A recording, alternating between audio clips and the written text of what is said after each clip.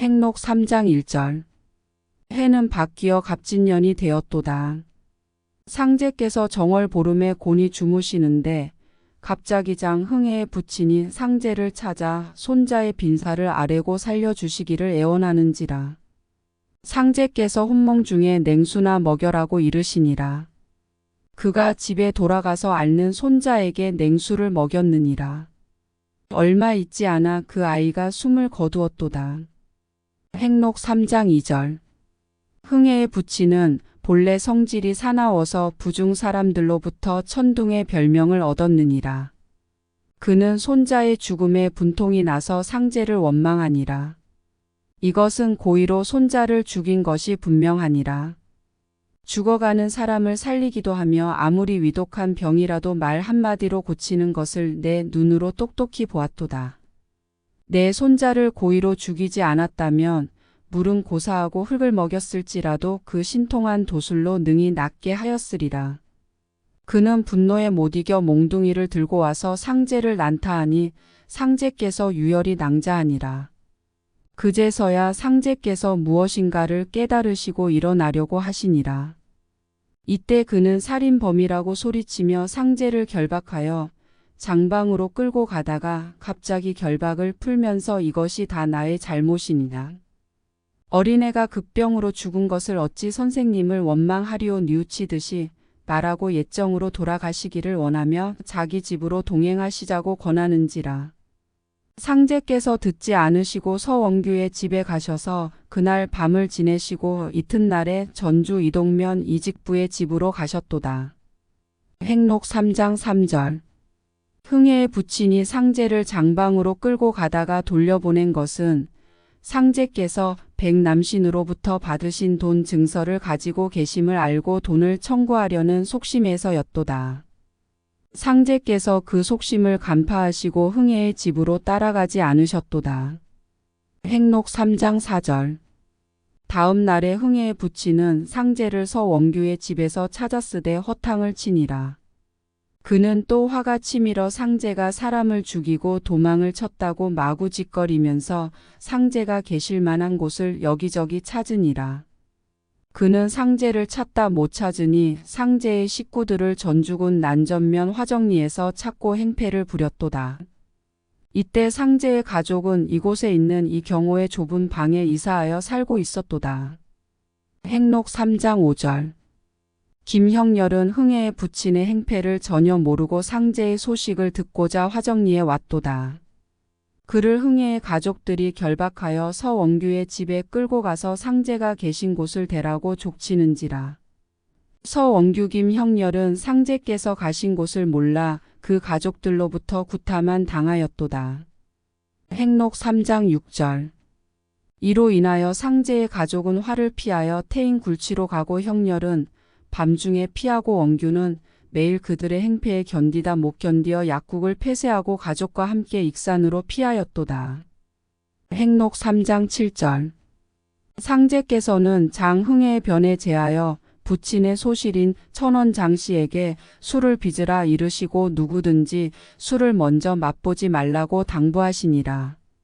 어느 날 상제의 부친이 오시자 장씨는 상제께서 하신 말씀을 잊고 우수를 먼저 떠서 드리니라. 얼마 후에 상제께서 돌아오셔서 술에 먼저 손댄 것을 꾸짖으시고 가족들이 급히 피하여야 화를 면하리라 말씀하시고 나가셨도다. 흥의 가족들이 달려와 장씨에게 상제의 모친이냐고 추궁하자 장씨가 당황하여 내가 바로 모친이라 하니 흥의 가족들은 욕설을 퍼부으면서 강제로 모친을 앞세우고 자기 집으로 끌고 가서 수없이 구타하니 이때에 남모르는 백발노인이 옆에 서 있다가 말하는도다. 자식의 잘못으로 부모에게 폭행한다는 것이 사람으로 할 짓이냐고 꾸짖자 그제야 흥의 부자가 물러가니라. 그들이 떠나간 후 겨우 장씨는 정신을 되찾고 집에 돌아왔느니라. 얼마간 지나서 상제께서 장씨에게 들러 그 심할 이야기를 들으시고 생지왕의 즙을 내어 상처에 바르라고 말씀하시니 장씨가 그대로 행하니 그날로 몸이 회복되었도다. 행록 3장 8절. 어느 날 종도들이 상제를 배웠고 상제의 권능으로 어찌장 효순의 난을 당하셨나이까고 여쭈니라. 상제께서 교중이나 가중의 분쟁이 일어나면 신정이 문란하여 지나니 그것을 그대로 두면 세상에 큰 재앙이 이르게 되느니라. 그러므로 내가 그 기운을 받아서 재앙을 해소하였노라고 이르셨도다. 행록 3장 9절. 상제께서 갑진년 정월에 장효순 환난을 겪으시고 직부의 집에 가셔서 월열을 머무시다가 다시 형렬의 안내로 원평 김성보의 집에 머무시게 되었도다. 그때 정남기와 그의 처남이 일진회원으로서 상제의 가입을 강권하고 군중과 합세하여 상제께 달려들어 상투를 가위로 깎으려고 하되 베어도 베어지지 않으니 상제께서 친히 한 줌을 베어주시며 이것으로써 여러 사람의 뜻을 풀어주노라고 말씀하셨도다. 행록 3장 10절. 화적불안당이 갑진년에 대낮에도 횡행하였도다. 이에 월에 상제께서 갑치를 데리시고 부안을 거쳐 고부 검은바위 주막에 이르시니 그 주막에 화적을 잡기 위해 변복한 순검 한 사람이 야순하다가 쉬고 있었도다. 상제께서 주모에게 저 사람은 곧 죽을 사람이니 주식을 주지 말라. 주식을 주었다가 죽으면 대금을 받지 못하니 손해가 아니냐고 일러주시니라. 이 말씀을 그 순검이 듣고 몹시 분격하여 입에 담지 못할 욕설을 퍼부으면서 상제를 구타하니라. 그래도 상제께서 웃으시면서 죽을 사람으로부터 맞았다 하여 무엇이 아프리오 말씀을 남기고 밖으로 나가셨도다. 주모가 그에게 저분은 보통 사람이 아니라 신인이시니 따라가서 사과하고 영고를 물어보시라고 말하는지라. 순검이 곧 상제의 뒤를 따라가서 사과하고 영고를 여쭈어 물으니라. 가라사대 오늘 밤에 순시를 피하고 다른 곳으로 빨리 가라 하시니 순검은 명을 조차 곧 다른 곳으로 옮겨가니라. 얼마 후에 화적 여럿이 몰려와서 주모를 난타하며 순검의 거처를 대라고 졸랐도다. 화적들은 순검을 죽이려고 미리 작정하고 습격한 것이어서 이튿날 그 순검이 상제께 배하라고 재생의 은혜에 흐느껴 울었도다. 행록 3장 11절. 이달에 상제께서 볼 일이 계셔서 태인 신배의 동리에 들어서시니 불이 나는도다. 때마침 불어오는 바람에 불길이 점점 강해져 온 동리를 삼킬 듯하니라. 도저히 끌 수 없으리라 판단하시고 상제께서 불을 피워 동리를 구하리라 말씀하시고 형렬을 시켜 섬나무로 불을 마주 피우게 하시니 불이 곧 꺼졌도다. 행록 3장 12절. 이에 월에 백남신을 체포하라는 공문이 서울로부터 전주부에 전달되니 남신이 당황하자 김병욱이 남신에게 작년 겨울에 자기가 환난을 당하였을 때 상제의 도움으로 환난을 면하였음을 알리니 그는 병욱을 통해 상제의 도움을 청하였도다. 상제께서 부자는 돈을 써야 하나니 돈 만냥의 증서를 가져오라 하시니라. 병욱이 곧 남신으로부터 만냥의 증서를 받아 가지고 이것을 상제께 올렸도다. 그 후에 남신은 환난에서 풀리면서 남삼도의 세무관이 되어 몇만 냥의 돈을 모았고 상제께서는 그 후에 증서를 불사르셨도다. 행록 3장 13절. 상제께서 이에 월에 김형렬의 집에 이르시니라. 그는 상제의 말씀을 조차 전주로 가서 김병욱을 만나고 상제와 만날 날짜를 정하고 돌아오니라. 그가 돌아오는 길에 장흥애의 부친 장효순이 사망하였다는 소식을 들으니라. 형렬은 모든 것을 상제께 아뢰면서 장효순은 진작 우리의 손에 죽었어야 마땅하거늘 저절로 죽었으니 어찌 천도가 공정하다 하오리까고 여쭈니라. 상제께서 들으시고 이 무슨 말이냐 죽은 자는 불쌍하니라고 꾸짖으셨도다. 그 이튿날 상제께서 병욱과의 약속이 있으심에도 전주부로 가시지 않고 형렬을 이끌고 고부로 향하시는지라. 형렬이 이상하게 생각되어 상제께서 병욱과의 약속을 어기시는 이유를 여쭈었으나 상제께서 웃으시며 대답을 하시지 않았도다. 행록 3장 14절. 일진회와 아전의 교쟁이 전주에서 갑진년 월에 있었도다. 최창권이란 사람이 분해의 아전을 모아 일진의 타도의 의병을 일으키고자 각 군각 면으로 통문을 보냈도다. 상제께서 이 소식을 전해 들으시고 어렵게 살아난 것이 또 죽겠으니 그들을 내가 재생하리라 하시니라. 상제께서 화정리의 이 경호를 찾아 돈량을 청구하시니 그가 돈이 없다고 거절하였도다. 부득이 다른 곳에서 돈 7냥을 구하여 가지시고 이 돈이 능히 냥을 대신하리라 말씀하셨도다. 상제께서 형렬을 대동하시고 용머리 주막에 돌아오셔서 많은 사람을 청하여 술을 권하여 나누시고 난 후에 종이에 글을 쓰고 그 종이를 여러 쪽으로 찢어 노끈을 꼬아서 그 주막의 문돌저기와 문고리에 연결하여 두시니라. 그날 오후에 아정과 일진회원 사이에 화해가 이룩되니 일진회원들이 사문을 열고 입성하니라. 이 일에 상제께서 소비하신 돈이 연량이었도다. 가라사대 고인은 바둑 한 점으로써 군병 10,000명을 물리친다 하나 나는 돈 연량으로써 아정과 일진회의 싸움을 말렸느니라 하셨도다. 행록 3장 15절. 이후에도 얼마간 상제께서 그 주막에 머무르셨도다. 밤마다 분해의 순검들이 순회하면서 사람들을 조사하여 일진회원을 색출하는지라. 상제께서 일진회원에게 그대들이 이같이 고난을 겪기만 하고 벗을 줄을 모르니 무슨 일을 하느냐. 내가 그대들을 위하여 관부의 조사를 명쾌하리라 말씀하시니 이로부터 그렇게 엄격하던 취체가 풀렸도다. 행록 3장 16절. 이와 같이 범사가 풀린 후에 상제께서 경호에게 내가 그대에게 돈량이 있음을 알고 청구한 것인바 왜 그렇게 속이느뇨라고 말씀하시니 그가 정색하여 참으로 없었나이다고 여쭈니라. 그 이튿날 경호의 집에 화적이 들어 그 돈을 모두 잃었도다. 그 사실을 들으시고 상제께서 가라사대 그 돈에 척신이 범함을 알고 창생을 건지려고 청한 것이 오늘 그가 듣지 아니하였도다. 행록 3장 17절. 어느 날 상제께서 문공신에게 돈 30냥을 지니게 하시고 피놀이를 떠나 태인행단 앞에 이르셨도다.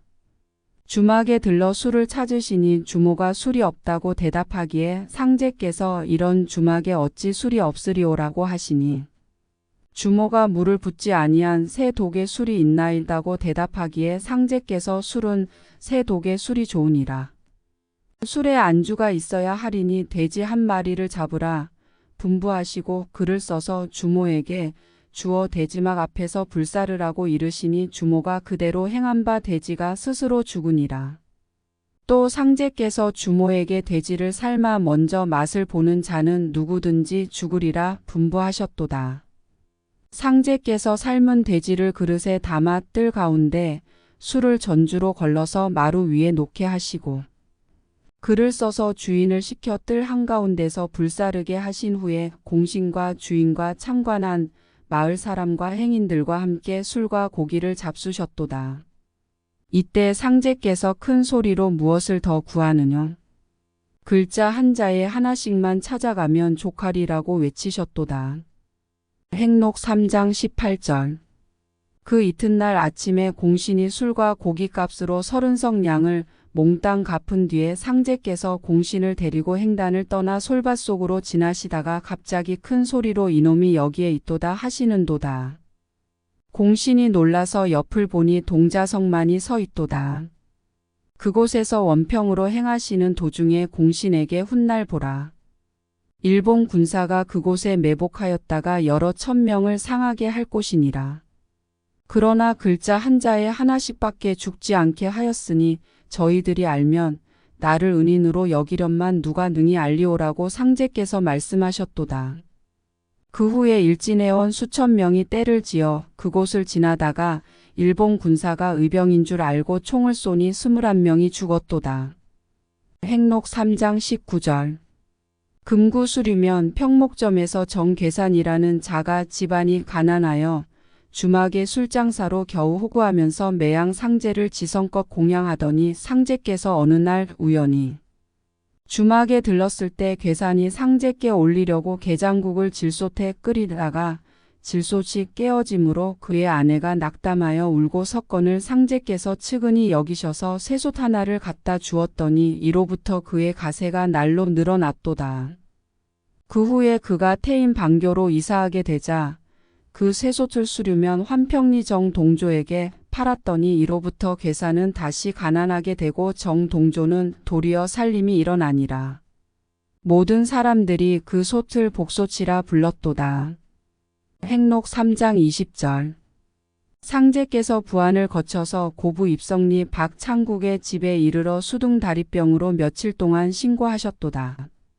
이때 상제의 누이가 되는 창국의 부인이 맨발로 풀밭에 다니는 것을 보시고 이 근처에 독사가 있으니 독사가 발을 물면 어찌하느냐고 걱정하시고 상제께서 길게 휘파람을 부시니 큰 독사 한 마리가 담장 밖에 풀밭에서 뜰 아래로 들어와 머리를 드니라. 이때에 창국이 바깥에서 들어오다가 독사를 보고 크게 놀라서 짖고 있던 상장으로 뱀을 쳐 죽였도다. 이것을 보시고 독사의 상인견지, 상장타살, 도승견지, 선장타살. 누이는 상장도 선장도 없으니 무엇으로써 독사를 제거하리오라고 말씀하시고 누이가 맨발로 땅에 묻어있는 피를 밟으면 해를 볼까봐 손수 그것을 밟아서 도끼를 제거하셨도다. 행록 3장 21절. 월에 김형렬이 입성리에 계시는 상제를 배할하고자 찾았도다. 상제께서 수둥다리병이 다소 회복되었으므로 형렬의 안내로 하루 2~30리씩 걸어서 함열회선동의 김보경의 집에 이르셨도다. 행록 3장 22절. 상제께서 언제나 돈 한두 냥을 몸에 지니고 다니셨도다. 행록 3장 23절. 상제께서 김형렬을 앞세우고 익산군 만중리 황사성의 집에 이르러 머무실 때 어떤 사람이 얼굴에 노기를 띠고 문을 획 닫는 바람에 벽이 무너졌도다.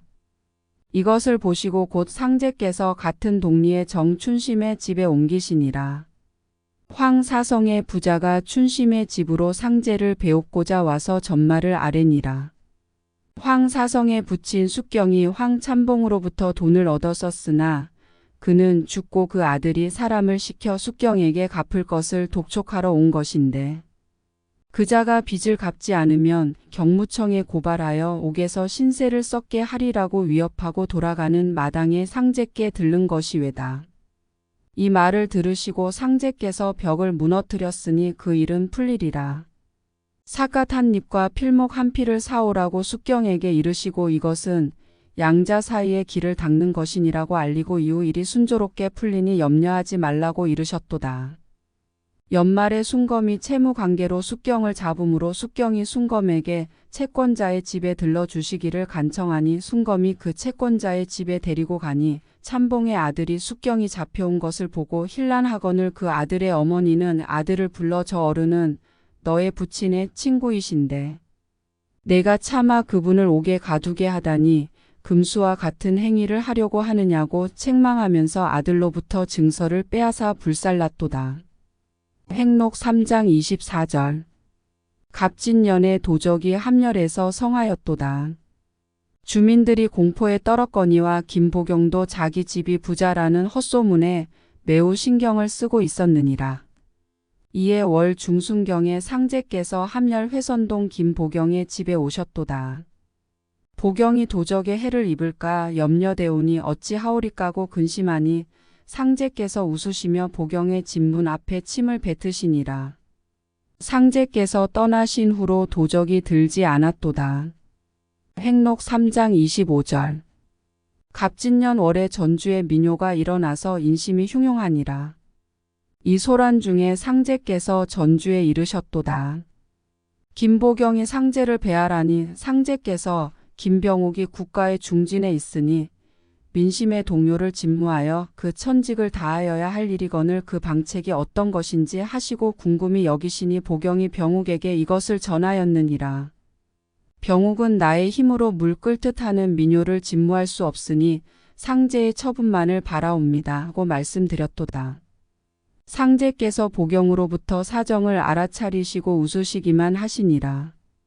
이날 밤에 눈비가 내리고 몹시 추워져 노영에 모였던 민중은 내리는 눈비와 추위에 견디지 못해 해산하고 사흘 동안 추위와 눈비가 계속 내림으로 민중이 다시 모이지 못하니 민요는 스스로 가라앉았도다. 행록 3장 26절. 상제께서 섣달에 원평에 와 계셨을 때에 박재빈이 전라도 전주에 출두하고 군수건 직상이 파직될 것이란 소문이 떠돌므로 김병욱도 전주 군장교에 있는 신분으로서 일이 어찌 될까 염려하여 상제를 찾아뵈었고 걱정하니 상제께서 근심하지 말라 무사하리라고 일러주셨도다. 며칠 후에 박어사가 전주부에 들어섰으나 그의 명관 비운이 전주부에 내려오므로 상제의 말씀대로 일은 무사하였도다. 행록 3장 27절. 상제께서 을사년 김보경의 집에서 종도들에게 소시에 지은 글을 외워주셨도다.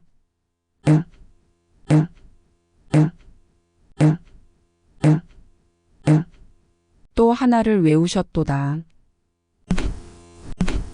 행록 3장 28절.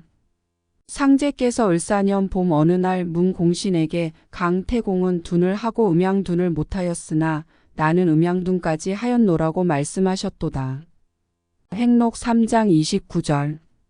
상제께서 금산면 용화동의 주막에 들르셔서 술을 잡수시려고 하였으나 술이 없었기에 술을 빚었던 항아리에 물을 부으시고 손으로 저으신 후에 마시고 또 종도들에게도 나눠주시니 그 맛이 꼭 본래의 술맛과 다름이 없었느니라. 이 일은 병오년 정월에 있었도다. 행록 3장 30절. 김갑칠이 친산을 멸례하려고 모든 기구를 준비하였더니 상제께서 내가 너를 위하여 멸례하여 주리라 하시고 준비한 모든 물품을 불사르시고 난 뒤에 그 재를 앞내에 버리고 하늘을 쳐다보라 하시니 갑칠은 이상한 기운이 북쪽에서 남쪽으로 뻗치는 것을 보았도다. 행록 3장 31절. 상제께서 어느 날 류찬명과 김자연 두 종도를 앞에 세우고 각각 만인에게 포덕하라고 말씀하시니 찬명은 곧 응낙하였으나 자연은 대답하지 않고 있다가 상제의 재촉을 받고 비로소 응낙하느니라. 이때 상제께서 내가 평천하 할 터이니 너희는 치천하 하라. 치천하는 영 공부이니라. 매인이 6명씩 포덕하라고 이르시고 또 내가 태을주와 운장주를 벌써 시험해 보았으니 김병욱의 액을 태을주로 풀고 장효순의 난을 운장주로 풀었느니라고 말씀하셨도다. 행록 3장 32절. 상제의 부친께서 이에 월초에 동곡에 가서 상제를 찾으니라. 부친은 형렬의 안내로 인피군둘리 김성화의 집에 인도되었으나 며칠 전에 군항으로 떠나 상제께서 계시지 않았으므로 다시 뒤를 쫓아 군항에서 상제를 배웠게 되었도다. 그러나 상제께서 군항은 오래 머물 곳이 못되오니 속히 돌아가심이 좋을까 하나이다고 말씀하시니 그 이튿날에 집으로 되돌아가고 상제께서는 군항에 월여를 머무시다가 익산 만중리 정 춘심의 집으로 가셨도다. 행록 3장 33절. 상제께서 병오년 월 어느 날 예수교당에 가셔서 모든 의식과 교의를 문견하시고 좋게 취할 것이 없다고 말씀하셨도다. 행록 3장 34절. 상제께 김형렬이 많은 사람이 상제를 광인이라 하나이다고 고하니라. 이 말을 들으시고 상제께서 거짓으로 행세한 지난날에 세상 사람이 나를 신인이라 하더니 참으로 행하는 오늘날에는 도리어 광인이라 이르노라고 말씀하셨도다. 행록 3장 35절. 상제께서 정민년의 원일에게 내가 월일에 태인으로 갈 터이니 내가 먼저 가서 사관을 정하고 기다리라고 이르시고 원일을 보내셨도다. 상제께서 이튿날 고부 갱망리의 주막에 이르러 형렬에게 나는 이곳에서 자고 갈 터이니 내가 먼저 태인에 가서 원일이 정한 사관에 자고 내일 이른 아침에 태인 하마가에서 나를 기다리라 하셨도다.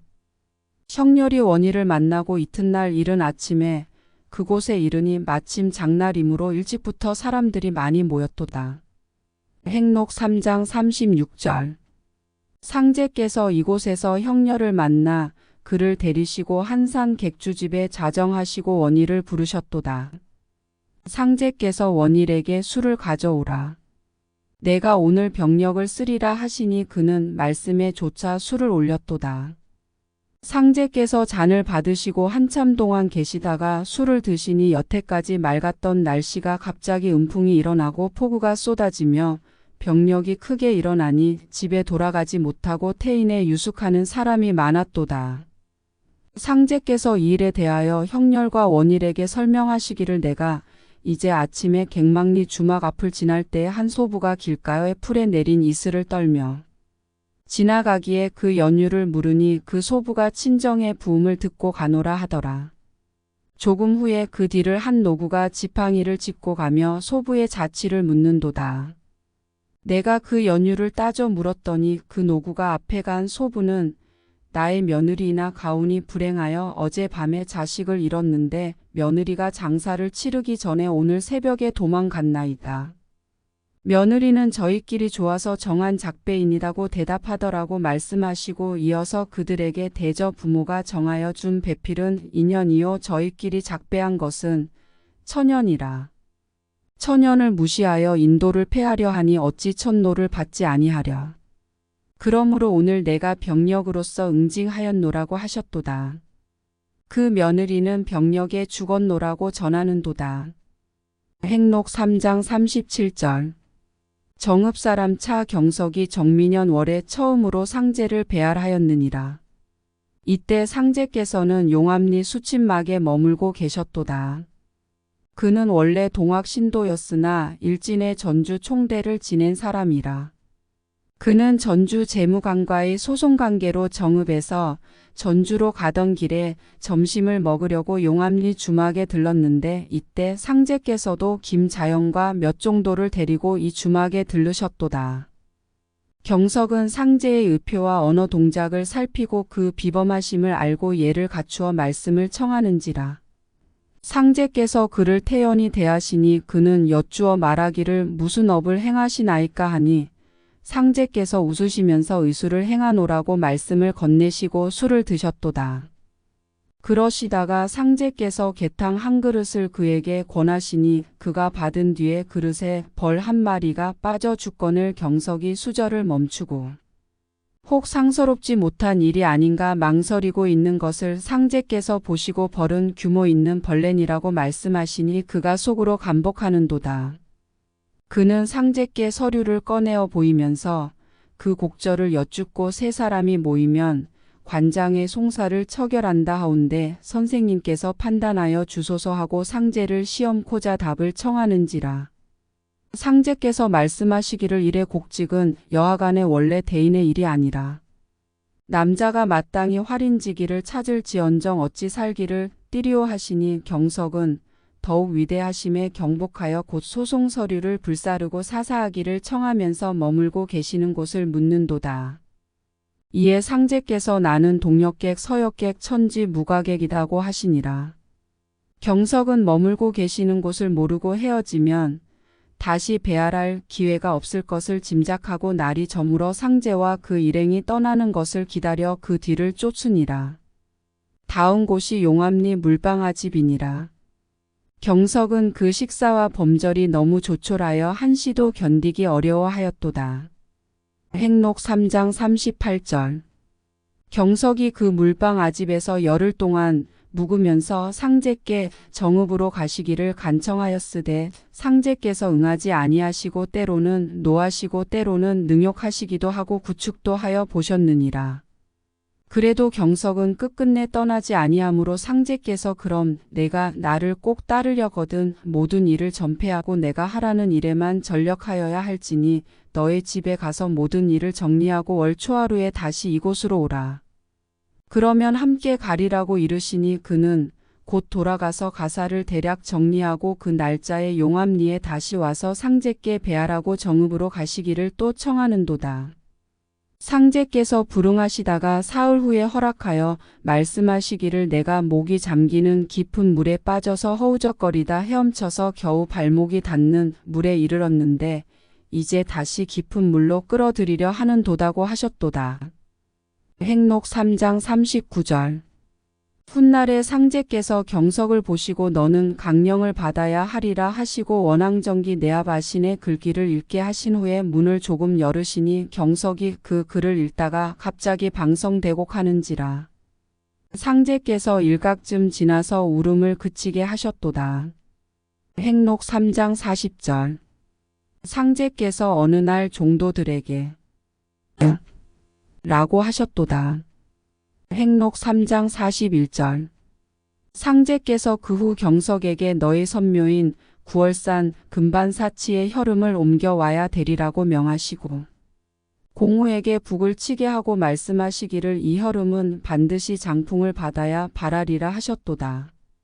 이때 이 도삼의 아우 장풍이 문득 들어오거늘 공후가 북채를 잠깐 멈추고 장풍이 오느냐고 인사를 하는도다. 이것을 보시고 상제께서 이제 그만 그치라고 말씀하셨도다. 행록 3장 42절. 상제께서 어느 날 이 도삼에게 글석자를 부르게 하시니 그가 천지인석자를 불렀더니 상제께서 라고 그에게 읊어주시니라. 행록 3장 43절. 어느 때 고양이를 보시고 라고 지으셨도다. 행록 3장 44절. 월 어느 날 신경원이 태인에서 사람을 급히 보내어 순검이 날마다 저의 집에 와서 상제에 계신 곳을 묻는다는 소식을 전하게 하였도다. 상제께서 그 사람을 보고 급한 일로 오는 사람이 도중에서 지체하다가 늦어진 것은 무슨 일이뇨? 꾸짖으시니 그 사람이 대답하기를 오는 길에 당화주역으로 운명을 비판하는 자가 있으므로 잠깐 지체되었사오니 용서하소서 하니 상제께서 곧 글을 써주시며 이 글을 경원에게 주고 보고 난 후에 곧 불사르라 이르시니 그 글은 이러하니라.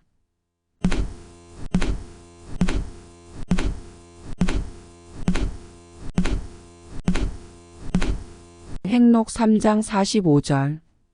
상제께서 태인 김경연의 집에 여러 날 머무르시다가 평상시와 달리 좁은 길로 그곳을 떠나셨도다. 읍내 무례한들이 모여서 강 증사는 요술로서 사람을 속이니 우리가 혼을 내어 주자고 음모하고 상제께서 떠나실 때를 기다려 습격하려고 길가에 매복하였으나 상제께서는 미리 아시고 다른 좁은 길을 택하신 것이로다. 행록 3장 46절. 김덕찬의 누이 동생 집에서 묘제가 있었던 바 덕찬이 상제께 매가에 가셔서 잡수시기를 청함으로 상제께서 나의 술을 먼저 마시라 하시니 그가 무슨 술이옵나이까고 여쭈니 좀 기다려보라 하시니라. 얼마 후에 공후가 삶은 닭과 술을 가져와서 상제께 드리니 이에 덕찬이 감복하여 술을 마셨도다. 행록 3장 47절. 상제께서 정민년 월 어느 날 경석에게 돈량을 준비하게 하신 후 이것은 너를 위하여 하는 일이라 하시면서 어떤 법을 베푸시고 이라는 시를 읽어주셨도다. 행록 3장 48절. 상제께서 김형렬을 보고 을 외워주셨도다. 행록 3장 49절. 또 상제께서 이에 겨울에 그에게 잘 기억해 두라고 이르시면서 시를 외우셨도다. 행록 3장 50절. 상제께서 어느 날 종도들에게 맹자 한 절을 일러주시면서 그 책에 더 볼 것이 없노라고 말씀하셨도다. 행록 3장 51절. 상제께서 이에 섣달의 고부 아룡리에 계시면서 문공신과 신경수의 두 집에 왕래하셨도다. 하순의 형렬이 상제를 배하라니 상제께서 입고 계시던 의복을 내어주시면서 집에 돌아가 빨아서 자연과 함께 다시 오라고 이르셨도다. 그는 말씀대로 행하여 상제를 배하라고 의복을 올렸도다. 행록 3장 52절. 상제께서 형렬에게 명하시기를 너는 자연과 함께 문공신의 집에 있되 다른 곳으로 옮기지 말라. 나는 신경수에게 가 있으리니 관리가 나의 거처를 묻거든 숨기지 말고 실토하라. 자중의 종도들이 영문을 모르고 이상히 여기는도다. 이것을 아시고 상제께서 가라사대 너희가 관리를 두려워하면 제각기 흩어져서 마음대로 돌아가라 하시니 저희들이 더욱 의심하는도다. 행록 3장 53절. 이때가 백의군왕 백의장군의 도수를 보시는 때였도다. 때마침 면장과 이장이 들어오는 것을 보시고 상제께서 면장에게 내가 천지공사를 행하여 천하를 바로 잡으려고 하는데 그대가 어찌 이러한 음모에 참여하나뇨 하시니 이 말을 듣고 놀라 두말 없이 돌아가서 관부에 고발하였느니라. 이때 상제께서 고운 일광단으로 옷을 지어 새로 갈아입으셨도다. 행록 3장 54절. 상제께서 백의군왕 백의장군의 도수에 따라 환난이 닥칠 것을 종도들에게 알리셨도다. 정민년 월 일밤 새벽에 백순검이 오리라고 종도들에게 알리시니 저희들은 순검 100명이 닥치리라 생각하고 흩어지는 종도들이 있었으나 태인 세울 백낙규의 형인 백순검이 새벽녘에 다녀갔도다. 행록 3장 55절. 일밤중에 무장한 순검 수십 명이 갑자기 공신의 집을 포위하고 자중에 있던 사람을 결박하고 상제의 거처를 묻기에 신경수의 집에 계시는 것을 말하니 순검들이 곧 달려갔도다. 그들은 방문에 총대로 구멍을 뚫고 위협하느니라. 상제께서 방 안에서 총대를 잡으시고 후령하시니 저희들이 겁을 먹고 총대를 빼려고 잡아당겨도 조금도 움직이지 아니하였도다. 잠시 있다가 상제께서 들어오라고 허락하시니 비로소 저희들이 방에 들어오더니 상제를 비롯하여 종도 여명을 포박하였도다. 이튿날 상제와 종도들은 고부 경무청에 압송되었나니 이것은 의병의 혐의를 받은 것이로되 백의장군 공사에 따른 환난이라고 훗날에 상제께서 말씀하셨도다. 행록 3장 56절. 상제와 종도들은 정우면 와룡리에서 포박되어 상제를 선두로 하여 덕천면 용두 마을에 이르렀을 때 상제께서 돛한 마리를 잡게 하고 종도들이나 순검들과 함께 잡수시고 고부로 행하셨도다. 행록 3장 57절. 이 일이 나기 전날 상제께서 광찬을 정읍에 있는 경석에게 보내고 원희를 태인에 있는 경원에게 가게 하고 공우를 또 다른 곳으로 보내셨도다. 이렇게 피하게 하신 것은 광찬과 원일의 성질을 알고 계시는 터이고 공우는 여러 번 관제를 당하였던 까닭이었도다. 행록 3장 58절. 이튿날부터 고부 경무청은 신문을 시작하였느니라. 상제께 경무관이 내가 의병이냐는 물음에 가라사대 나는 의병이 아니라 천하를 도모하는 중이로다. 이 말씀에 경무관이 놀라 그것이 무슨 말이냐고 대묻기에 상제께서 사람마다 도략이 부족하므로 천하를 도모치 못하노니 만일 웅재 대략이 있으면 어찌 가만히 있으랴. 나는 실로 천하를 도모하여 창생을 건지려 하노라고 이르시니라. 경무관은 상제의 머리를 풀어헤쳐 보기도 하고 다라매는 등 심한 고문을 가한 뒤에 옥중에 가두고 다른 사람은 문초도 받지 않고 옥에 갇혔도다. 여러 사람들이 상제를 원망하기 그지없었도다. 때마침 각지에서 의병이 봉기하여 일병과 충돌하였도다. 의병을 가장하여 노략질하는 비도도 있었으므로 의병의 혐의로 체포된 자는 시비를 불문하고 총살되었으니 모든 종도들이 의병의 혐의에 공포를 느끼고 벌벌 떨고 있었도다. 행록 3장 59절. 문공시는 순검들에게 옆구리를 발로 채여 심한 오한을 일으켜 식음을 전폐하여 위독하게 되었는지라. 상제께서 급한 병이니 인곽을 써야 하리라 하시고 여러 종도들을 관처럼 둘러 세우시고 상제께서 소변 찍기를 받아 먼저 조금 잡수시고 공신으로 하여금 먹게 하시니라. 공신은 자기를 위하여 상제께서 잡수심을 황공히 생각하여 받아 마시니 조금 후에 그는 숨을 돌리기 시작하여 평상대로 회복하였도다. 행록 3장 60절. 간수 중에 형렬 자영과 친한 사람이 있어 그들은 다른 조용한 감방으로 옮겨 주건을 형렬이 간수에게 부탁하여 상제께서도 같은 방으로 옮기시게 하였도다. 행록 3장 61절.